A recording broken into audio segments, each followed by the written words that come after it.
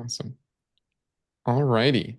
Well, welcome everyone. Thanks for joining us today for a discussion on optimizing the customer journey, bridging website development and email marketing for maximum impact. It's a mouthful. Uh, my name is Nate Rosen. I'm the founder of Express Checkout. I'll be your moderator for today. And we're here to talk about how bringing together smart website development, savvy email marketing, and identity resolution can create a more seamless customer journey that drives more engagement and, most importantly, more conversions. To help unpack this, we have two amazing guests today. I'm joined by Patrick Johnson from Progress Labs, a branding design development agency that's known for crafting high performance websites, enhancing user experience, maximizing conversions. Uh, Patrick's also a close friend, and is I'm excited for you to join us. Thanks for Welcome, having me, Nate. Patrick. Appreciate it. And next we have Erica Tucker, founder of Sweeties. She transformed her passion for baking into a thriving business that expanded from a local LA bakery to shipping delicious custom desserts nationwide. Over the past decade, she's leveraged the power of ecom to grow beyond just geographical limitations and creating personalized customer journeys to keep them coming back for more sweet creations. Erica, welcome. That's me. Thanks for having me. Of course. So we're gonna start the conversation. It's gonna be fun. Um, Start with sort of the role of website development in capturing customer data. Um, we'll sort of explore website elements, gather insights, and how you can sort of effectively capture customer information. So, Patrick, would love to hear from you how businesses can design their websites to better collect useful customer data. Absolutely. This is, I'll try not to talk for the whole time, but I think when we consider what is useful data, I think we typically put them into two buckets. What is core commerce data? And then what is a layer on top? I was trying to think of a fun sweets on there, but I couldn't come up with one. Um, we all know what core commerce data is. It's how many people are adding to cart, how many people are converting, what product pages are people viewing, what are they clicking on those pages, are they looking at the black t-shirt more than the red t-shirt, etc., and capturing all of that data as people are engaging with particular pieces of UI on the site. The layer on top of that, or internally we'll sometimes call it like brand related data, is really around smaller areas of the site that we might not consider to be useful when it comes to track. But when you look at it in a macro picture, you sort of get a better perspective as to what's going on. So I'll give you an example. Progress Labs built a website for a supplements brand. Not Athletic Greens, but Athletic Greens-esque, right? Sort of treating supplements as a way to help you refine who you are and just get overall much better, more healthier, perform better. Um, and we thought about how to get additional data that customers would feel comfortable volunteering. And we designed a module that literally asked them basic information. So age range, gender, if they chose to give it to us, and activity level, as well as region in which the person lived in. And the idea is that this little Quizlet would then consume this data. It would send them to an appropriate collection for them, which it actually was. It wasn't like a fake. It wasn't a honeypot. But we said, okay, based on all these things, Nate's 26. He loves running. He lives in New York City, which is a darker, like less sunlight, colder climate. We want to send him to collection X. But at the same time, we're gathering that data. Initially, we gather it as anonymized data because we don't know it's Nate yet. But then if Nate were to check out, we can put all that information together. So we can sit here and say, we know what Nate's age range is. We care about his specific age, but we know what range he falls into. We know what some of his preferences are around his activity level. We know what area of the world he lives in before we even get his shipping information. And over time, you build this data around the brand, and then you start seeing Nate actually clicked on 6 of the 8 FAQ items before he made that click on the Quizlet, before he made a click on a product size, before he made a click on the to actually convert. And you can start putting together this data that says, 80% of our customers go to the FAQs before they actually make a purchasing decision. So how can we then service these FAQs much sooner on the website, in socials, in email marketing, in paid media, in direct mail, etc. That way we can educate beforehand. That's a long-winded but small example of where we would use design and technology to leverage supplemental data in a way that could be useful in the big picture for a brand. Nice. Eric, are you doing similar things with Sweeties? Yes. But in a different way. I mean, Right. I would love to, share kind of my path and where specifically Instant has kind of played a really integral role Yeah. for our brand. So if you haven't already, Google Sweeties Bake Shop.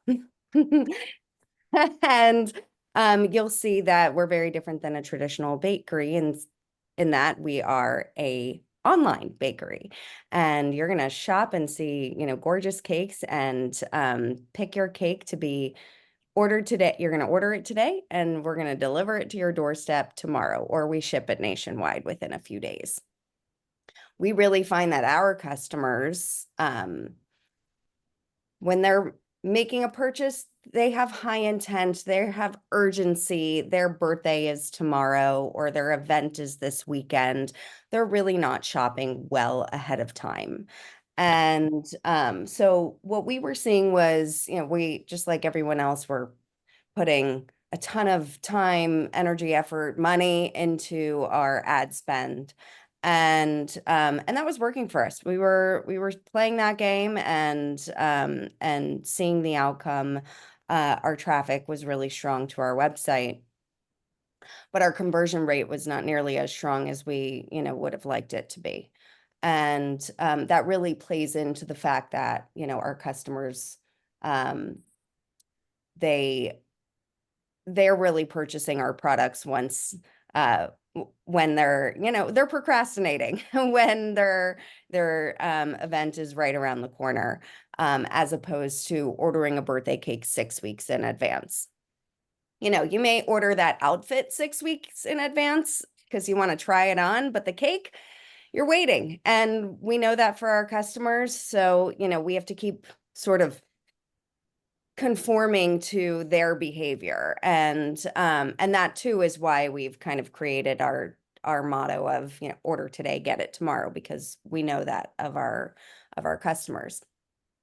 But what was happening was people were making it to the website 6 weeks in advance from looking at an ad, and great, they're landing, but they weren't converting because they just weren't ready yet. They'd give us their information and then, move on about their day because they're just not ready to place that order. Well, now they come back to us a month later when they're actually ready to place the order, and they already gave us their information.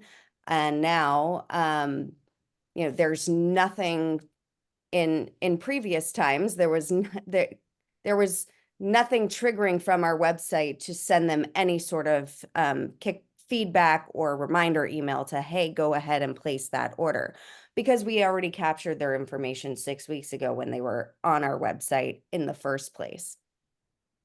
And so we were losing a lot of business from that, from not being able to truly capture all the traffic that was coming to our website. So what Instant does is when that customer comes back 6 weeks later, after I've, put all the energy in getting them to the website in the first place from ads, they already looked around. We've already sent them emails from Klaviyo previously 6 weeks ago. And now they're back on the site 6 weeks later. Nothing's triggering to them. Klaviyo forgets who they are. And that's where Instant has, what they do is they basically trigger and say, hey, we know who they are. We remember who you are. And there's a dedicated flow inside of our Klaviyo that's specific to Instant. And when Instant says, oh, I remember you from 6 weeks ago when you were looky-looing around our website, instance the one that triggers a abandoned cart email or similar to that customer that says, similar to our original abandoned cart emails, hey, go ahead and reminder, place that unicorn cake order for this weekend. And those emails are triggering now when the customer is ready to order. And we've really seen that align with those email flows that are being sent, in that our sales specific to the instant, specifically the abandoned cart flows have been really strong. So basically I've been with Instant for about 5 months now, and we've seen about 5,000 plus orders that have been captured from the instant flow that would have otherwise gone unnoticed or just missed. Wow. So that's kind of It's the awesome. journey in a long-winded nutshell, is that, our customers are purchasing when they have high intent to purchase, not when they're looky-looing 6 weeks prior, even though they could. And that's where I need to, grab the customer and remind them to get their order in. And that's where Instant really plays a huge factor for us. Wow. Are you leveraging this setup to try to encourage people to order, or at least think about getting the product even a bit earlier? Are you thinking about how to sort of leverage both Instant and the Klaviyo flows to sort of retrain the consumer to a new buying habit? We leverage our products on the fact that we sell luxury desserts, so we try not to. Right.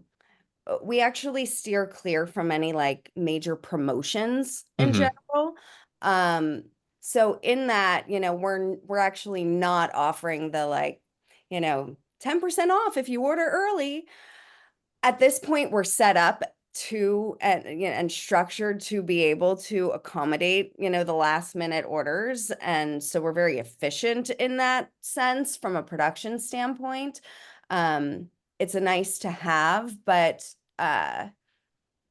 no, the short answer is no. We would actually put more emphasis on the last minute nature of the purchase, because we've found that that is the natural pattern of our customers. So we've just leaned into that full force, really.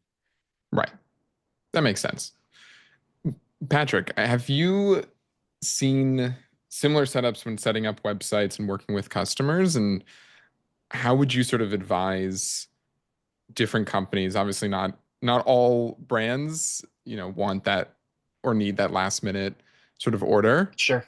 How are you sort of working with customers to avoid some of these abandoned carts, or at least identify the customers who are coming in and encourage them to get shopping? Yeah, so I think there's a few things here. The first thing is, how can we,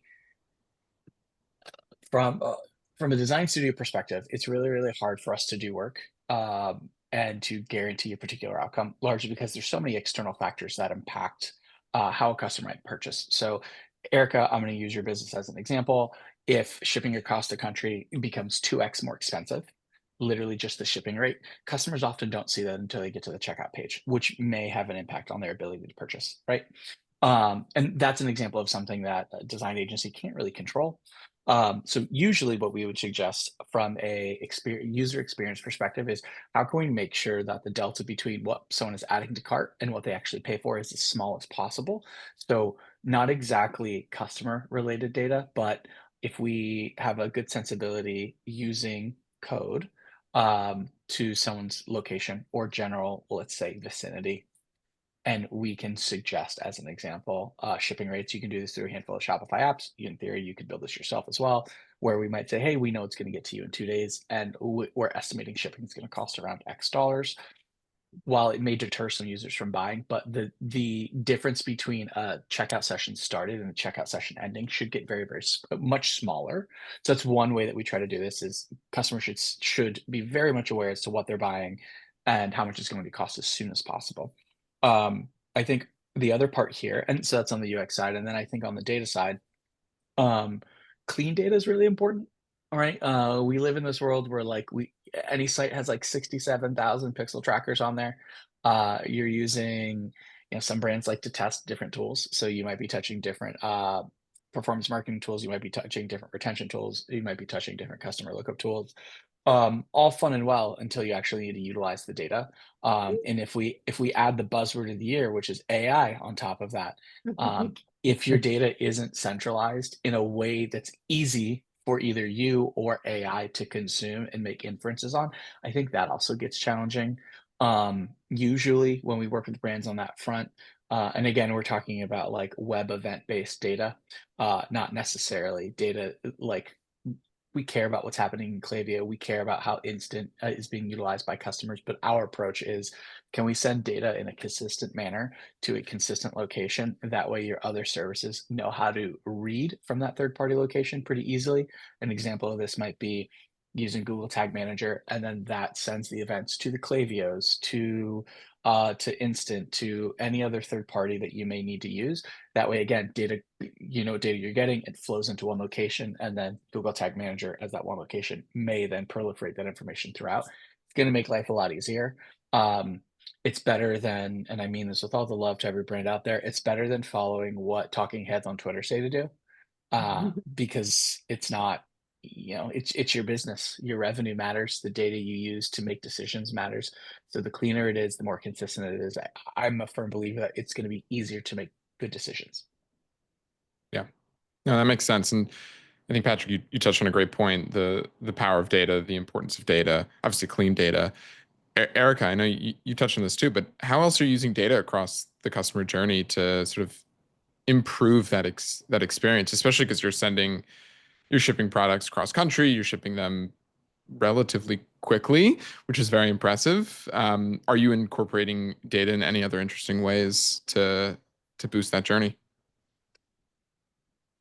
Yeah, I mean, the tech stack's important. We've got Klaviyo that we rely on very heavily for our email marketing, which that, you know, that too, it's tricky when you're for us, we're leveraging both local Los Angeles pickup and delivery and also shipping nationwide and also a corporate angle. So really segmenting is really important for us, so that we're being very clear on the information that's being presented to the right person. And frankly, we spend so much time and effort on our campaigns, but really it's the flows that are set it and forget it that really Yeah. are the most simple for us and really bring the most revenue, drive the most revenue for us. Which is why Instant is also just such an important factor, because that's exactly what Instant is. It's a set it and forget it feature. I wish there were more set it and forget it features, because everything else I feel like we spend so much time talking about and fixing and rearranging every single week.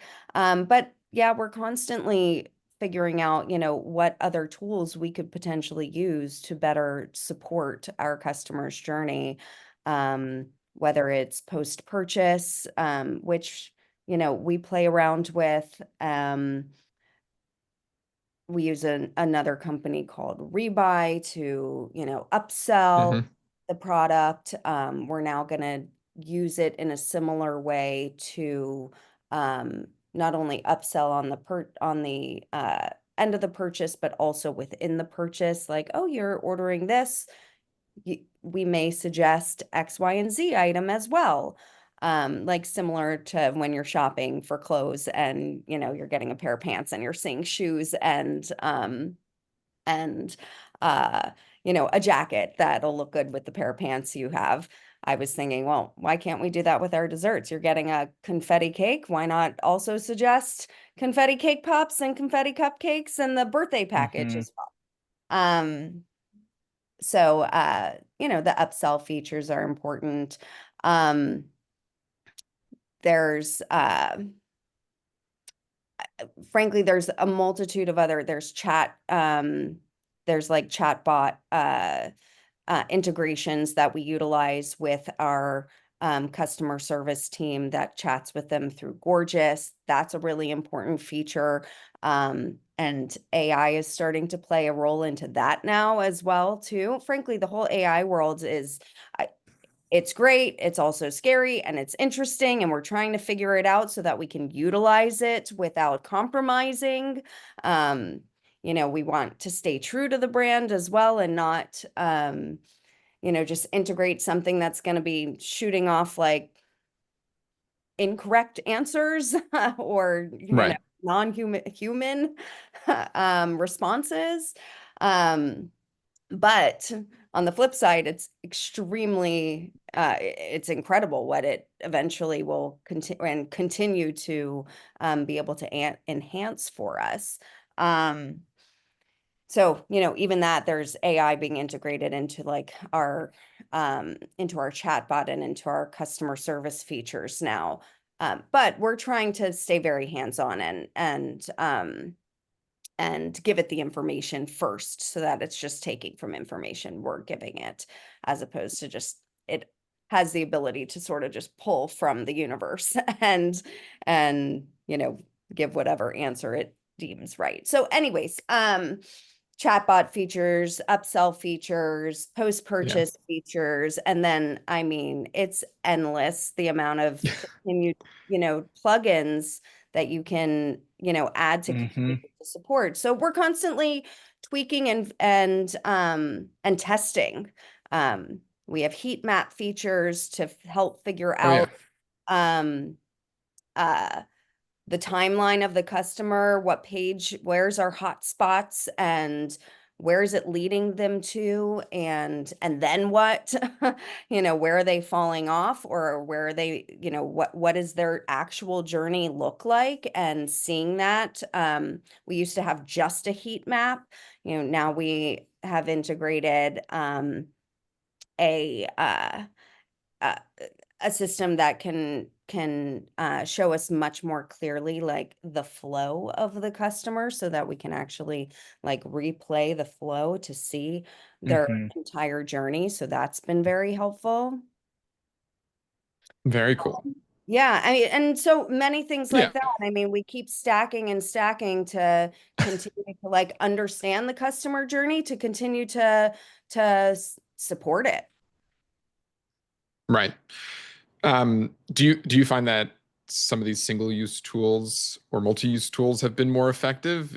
I feel like I've seen, some of the multi-use tools are great. Some of the single-use tools are also great, and it's like you can get tech stack bloat. But curious, but I mean, I no, think that's it's where I lean on, web development, which is, I feel like a web developer sometimes because I'm just so, like Patrick. in this. I went from Mhm. like, a opening up a bakery a million years ago and starting with retail to transitioning to the e-commerce space. And in that I myself, have really educated myself fully on this e-commerce space that we're all living in. So sometimes I feel like a web developer, but for that, I truly lean on my web development team. So I would lean on Patrick to say like, all right, I've got all these ideas. I found all these, cool features. Where do we draw the line? Mhm. Where do we pick and choose? Where do we use one?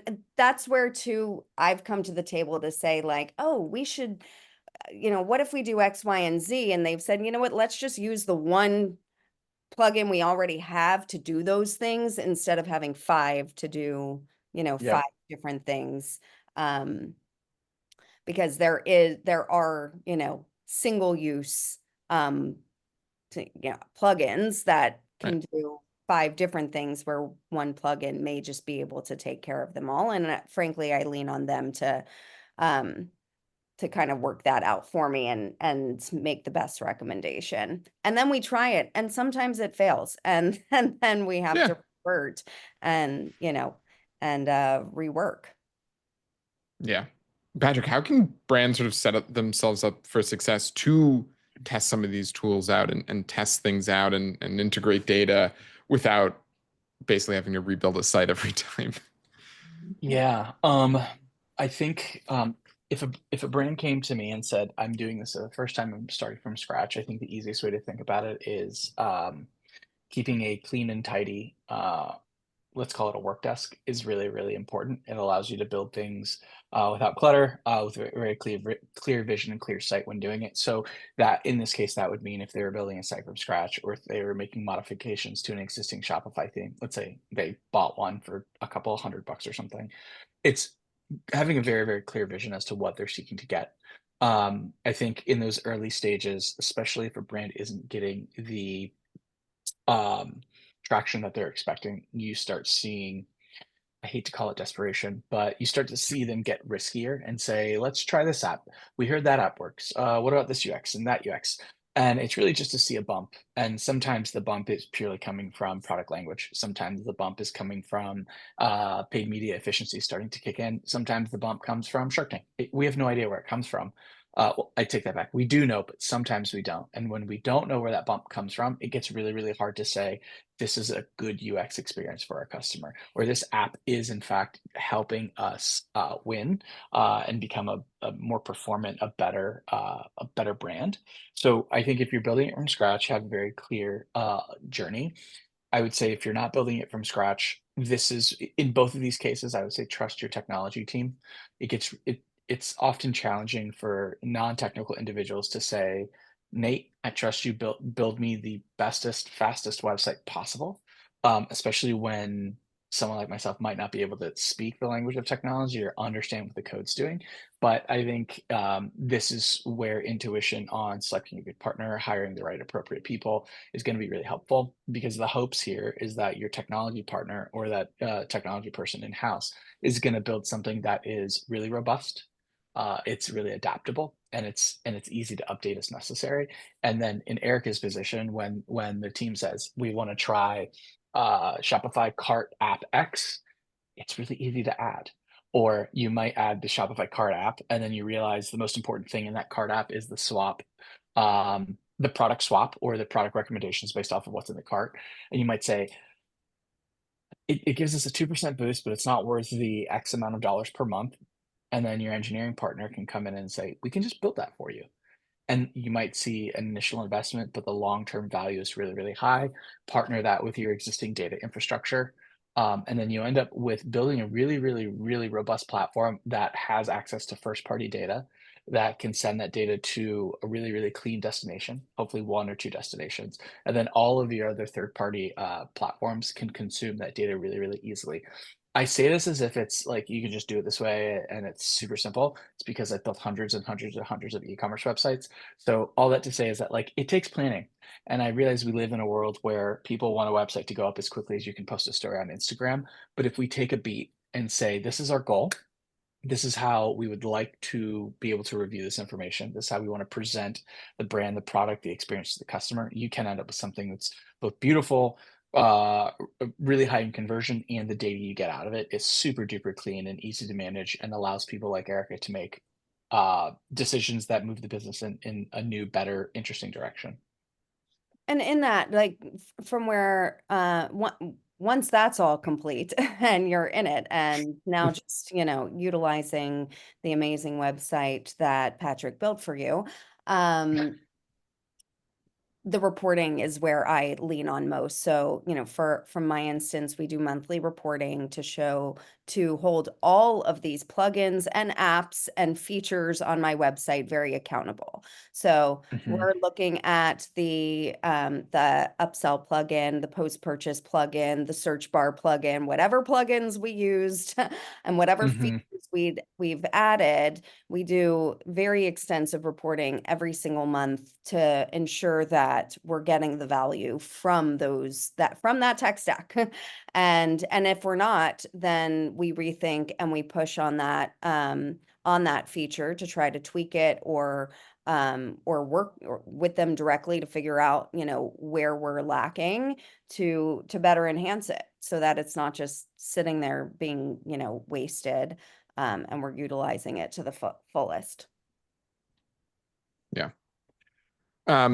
Patrick, I want to touch on something about it's like any other best practices to build an effective, customer journey online. Because, like you said, some founders want the website up yesterday, and there's not that much time. Are there just like tips and tricks to make it a little bit more seamless, even if there's not that much time, or if there is a lot of time? How do you sort of approach that? Yeah. The things that I typically lean on when working with a brand is every interaction should have a clear purpose. So the analogy I like to use with folks is, think about some of the world's best movies ever made. Um, the storylines often take you in many different weaving directions, but towards the end, it always comes together, right? Murder mystery movies are a good example of that, right? Somebody freaks out, they run away to the kitchen, and then the guy in Knives Out says, "Oh, well, they were doing this," and you're like, "Oh, cool, got it." Like all these moving pieces come together. A website should do the same thing. Hopefully, a little bit more clear than Knives Out and some of these murder mysteries, but the idea here is that like when you have a merchandised moment on a PDP, it should be complementary. If you're selling a shirt, you should sell the matching hat. In Erica's case, if you're selling a beautiful unicorn cake, maybe you have beautiful unicorn utensils to go with it, or the plates, or whatever. It may, and Erica, I don't know your business that well, so I'm not speaking about it directly, but like maybe selling cupcakes is a great upsell. Maybe selling an additional cake to the existing cake, maybe that is a great upsell too. But they should have a very, very clear purpose. Hopefully that purpose is data driven if you have the data. If it's not data driven, you can set up this as an experiment, run it for an appropriate amount of time. That does not mean 1 week, does not mean 1 week only with paid media users being driven towards it. Let it sit for like a month and a half and see where it comes from. So that's the first part. The second part is ADA compliance. I know this matters in e-commerce because people are getting sued because it's a really weird space to exist in. But if you, as a brand, care about ADA compliance on day one, there's no way to track these users. You have no idea if somebody with a keyboard as their primary source of navigation is on your site shopping. Literally, nothing's going to track it. It's probably never going to happen, and that's a good thing. But if your site is ADA compliant on day one, it's a lower barrier of entry. You're not going to know if the purchase is attributed to somebody using a screen reader. You're not going to know if the person is colorblind, but it's going to make your life a whole lot easier. And I think the other thing here is genuinely caring about speed, site speed, which again I know is a bit of a broken record here, but we've all seen studies from sources like Amazon, from Walmart, et cetera, where there's a 100 millisecond speed increase, so it's 100 milliseconds faster, and it generates 1% more revenue. There is an appropriate window. I've seen brands doing 100 million where their collection pages take 5 seconds to load and they're doing just fine. And then I've seen other brands where the site's so fast, like you can directly attribute that to their revenue. So I think those areas are always going to be helpful. And then that last bit that we talked about earlier when it comes to user data, user analytics is again just being organized. I'm a firm believer that this oftentimes for most brands, this is an afternoon exercise or a half day workshop to say, all right, what data do we think we need access to? Let's write it all down. What's its value to this overall system? And then the next day, a day and a half exercise is, can our platforms that we're using for marketing, like retargeting, paid media, customer service, product development, et cetera, how can they utilize these pieces of data? And if you have all of that, then you can go to your design team, you can go to your engineering team, you can go to whoever else and say, this is what we have access to. These are our ingredients. How can we bake the best cake possible? I'm using cake analogies this whole time. And I think you end up with a really, really good experience. And you notice appearance doesn't matter as much because that's really dependent upon the audience, the brand, the look and feel that they want to prescribe. The product doesn't matter as much because again, like we're talking about how do we build like an optimized flow for customers to move through an experience to get to the end result, which for them is buying a product, and for merchants it's selling a product. Wow. Was that good, Nate? I think it was great. Eric, I hope you learned something too. I don't know. Yeah, I was just thinking about how painful my process was to first build our website as I'm like rehashing Hmm. that in my mind of it was a long, painful process for me. I'm sure with Patrick's help, it would not be so amazing. Um, but yeah, it was a long process for me to have our website first built. The one that you're looking at today is years old as far as like its inception. However, I was told when we first were building it, you need a new website every year. And in my mind, I was like, what do you mean you need a Oof. new website every year? Like, not only did I just invest so much, but I Hmm. just put all of our time into this for a whole year. What do you mean? But now I understand really what that meant was you need to tweak your website, not only Sure. every year, but like Yeah. every week, really. Hmm. I mean, really, truly, every day, every day, every week, there's always tweaks being made. It's my storefront, and it's where every penny is being sourced from. So truly, we are tweaking it and Yep. enhancing it every single day. There is something made, whether it's like just something, a description simple on the product page being updated, or an entire new plugin being Yep. developed. So Yeah. it's an ongoing work in progress. But when you do put the TLC into it and take the time to do it right, as opposed to like what Patrick is saying, some people are like, build me a website tomorrow. And it's certainly not that simple if you really want it to be an overall success from just the overall look and feel to the actual uh, ROI of your Hmm. website as a whole. Takes time. Takes time, a lot of thought, and your web developer and you should be, partners in that sense. And my web developer and me, we are certainly partners from day one and still to this day working very closely together because my website is everything to us. It's our baby, and I need it working Hmm. at its fullest at all times. And that means constant um, constant eyes, constant work, constant upgrades and updates. But I will say that, especially from my end, I'm very digital savvy, but I'm not a web developer.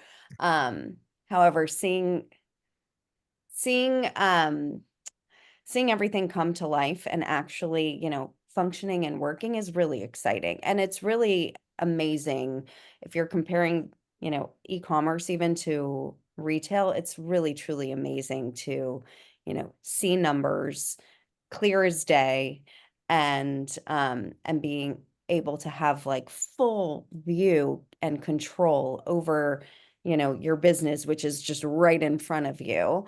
Um, and to see it function and the wheels turn and everything all the little, add-ons that you keep building and features that you keep building and seeing them work in the ways that you envisioned is really incredible and fulfilling too.